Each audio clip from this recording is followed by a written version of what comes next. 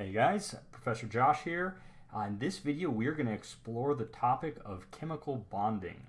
What we're really going to hope to do in this lecture video is set the stage for a more advanced exploration of molecular structure and molecular geometry. But in order to do that, we first wanted to take a few minutes and recap some of the basic interactions that hold molecules together. So let's start things off with a definition of a chemical bond. So a chemical bond simply refers to an attractive interaction that holds together atoms to form molecules or substances, right? So very broad definition here. Some examples of chemical bonding, they range from the forces that are holding together all the complex molecules to form big biomolecular structures like this little viral capsid here, to the ionic interactions that are holding together a sodium chloride crystal that we commonly refer to as table salt, to the forces that are holding together the silver atoms in a bar of silver. Right? So a wide variety of different phenomena are captured by this idea of a chemical bond. But they all boil down to simply holding atoms together. Okay, so for the purposes of our exploration, what we're really going to be focusing in on are three different classifications of chemical bonds. The first classification is the so-called ionic bond. So an ionic bond refers to the electrostatic attraction which occurs between two oppositely charged ions. You have a positive charge, you have a negative charge, they're going to be interacting with one another, they're going to be attracted to one another, and this attraction is what we call an ionic bond. Covalent bonds, on the other hand, are a chemical bond that involves the sharing of electrons. So in some way, at least two atoms have come together and their associated electrons are being shared between both atoms. When the sharing occurs, we have what we call a covalent bond. Right?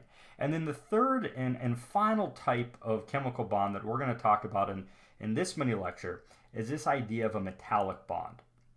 Right? So it turns out that the atoms in a metallic substance are held together by these so-called metallic bonds, which are characterized by a large number of highly mobile electrons. So if you can think about it as having a large lattice of all these nuclear sites, right? This could be, for example, all of our silver nuclei in that bar of silver we saw on the previous slide.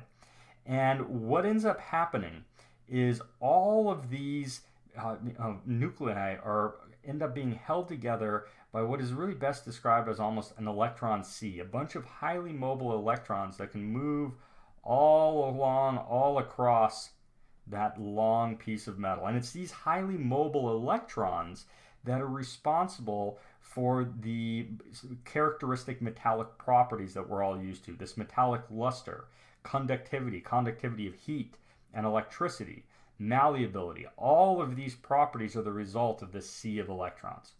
Now, for the purposes of this class, we're really going to be focusing in on ionic bonds and covalent bonds. So we're really not going to be saying anything else about metallic bonds here, but that will certainly be the subject of future studies as you go on in your chemistry careers. Okay, so first up, let's take a little closer look at ionic bonding. So ionic bonding, right? One example that we saw on the previous slide are these ionic crystals that are formed, for example, table salt here, when you have a metal and a nonmetal. So I want you to recall that when you have a metal atoms tend to have low ionization energies, which means it's easy for them to lose electrons, right? Nonmetals, on the other hand, tend to have negative electron affinities, meaning that they tend to like to gain electrons. As a result, if you bring together a metal and a nonmetal, for example, a sodium and a chlorine, what will typically happen is that sodium atom, that metal, will transfer an electron to the chlorine atom. So the key word here is transfer. So you're formally moving that electron from the sodium over to a chlorine, right? Because remember, chlorine's got 7, and you're ending up with an Na plus and a Cl minus pair of ions, and then those ions come together and they will form lattice structures like this, or a variety of different metallic compounds depending on the two species under consideration. And this lattice structure, the sodium chloride, this table salt, is held together through these electrostatic interactions. The positive and negative charges throughout this structure are attracted to one another, right? And these attractions are what we call ionic bonds. Another really neat example of ionic bonds are actually found in the context of protein structures. So as we'll learn more about later on when you guys go on in your chemistry and biology studies, proteins are these little molecular machines, and they're little molecular machines that carry out all the processes of life. And these molecular machines, proteins, are comprised of individual amino acids. Okay, so these individual amino acids basically, comprises about 20 of them that naturally occur, in the body. And these 20 amino acids come together in all different ways to build up a vast array of different types of proteins, molecular machines. And it turns out that different amino acids have different groups attached to them. Right? They have slightly different structures and characteristics. Some of these structures have charges on them.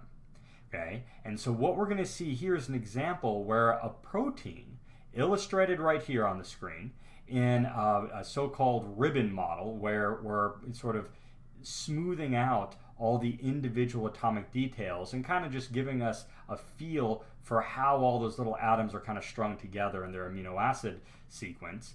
And we're going to see how this structure, this protein structure, is actually held together in part by electrostatic forces, ionic bonds, between two of these charged amino acid residues. Okay, so this molecule, what we're going to do is zoom in, and we're going to zoom in on the actual molecular structure of the basically amino acid chains. All these are amino acids all linked together. You can see different groups here coming off. And what we're seeing here right in the middle in the different color are two groups. Right here, a negatively charged group with the oxygen atoms and a positively charged group with the blue nitrogen atom. Okay? And we can see in this three-dimensional structure of the protein, these two groups are coming very close together.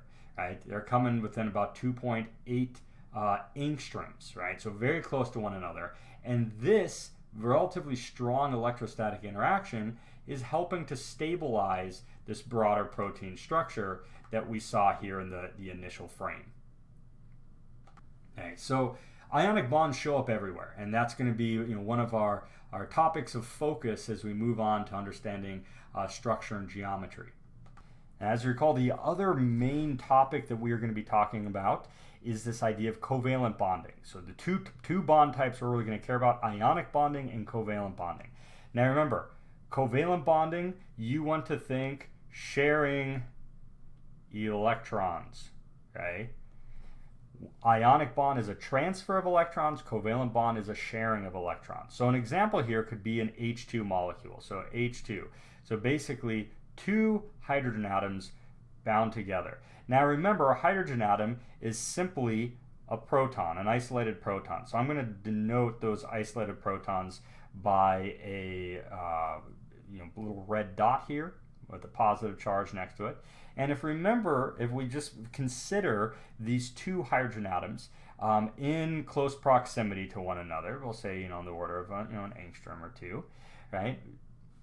And then we think about, okay, if these hydrogen atoms, right, they're close to one another, what's going to be dictating the behavior and the arrangement of these electrons?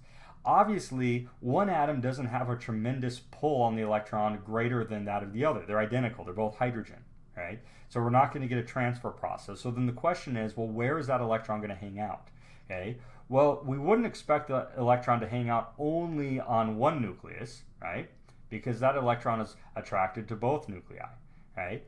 And we would expect that electron to minimize the distance to both of those positive charges. So if it was way up here with this relatively large radius, we'll call it radius large, right? That's not going to be as stable as if that electron was much closer. We'll call this radius small. So the radius large is obviously greater than the radius small here.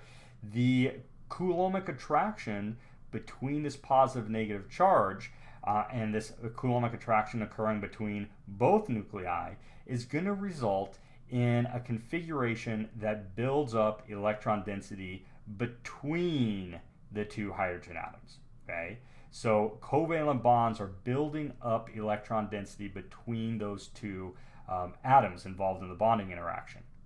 Okay, and so we saw an example of a simple H2 molecule, but this same concept of covalent bonding will hold together molecules of any size, whether it's the massive biomolecules involved in building up, coming together and building up all that viral capsid, long DNA molecules, to small isolated molecules that are going to be more of the subject that we're going to be looking at first in this next set of mini lectures. Okay, so whatever it is, if you're dealing with non-metal atoms coming together, okay, so bonding with non-metals, right, we're going to be looking at this sharing of electrons concept, the idea of a covalent bond, and we're going to be building up, you can literally build up arbitrarily complex molecules. Okay, so our next step then, now that we've sort of set the groundwork for what these different types of chemical bonds are, what we're going to do is move on to a description of the actual bonding arrangements for both covalent and ionic compounds. And the simplest sort of bonding arrangement description that we're going to talk about first is the idea of a Lewis structure. Okay? So in the next video, we're going to start talking about Lewis structures and building up sort of the ins and outs of Lewis structures. And we'll see how we can actually predict the bonding arrangement or connectivity of atoms in a molecule. And after we've got that down, then we're going to move on to a discussion of molecular shape and geometry and actually talk about what is the actual 3D arrangement of molecules, right? When you basically take a bunch of atoms, put them together, and ask the question, how are they actually arranged in real life?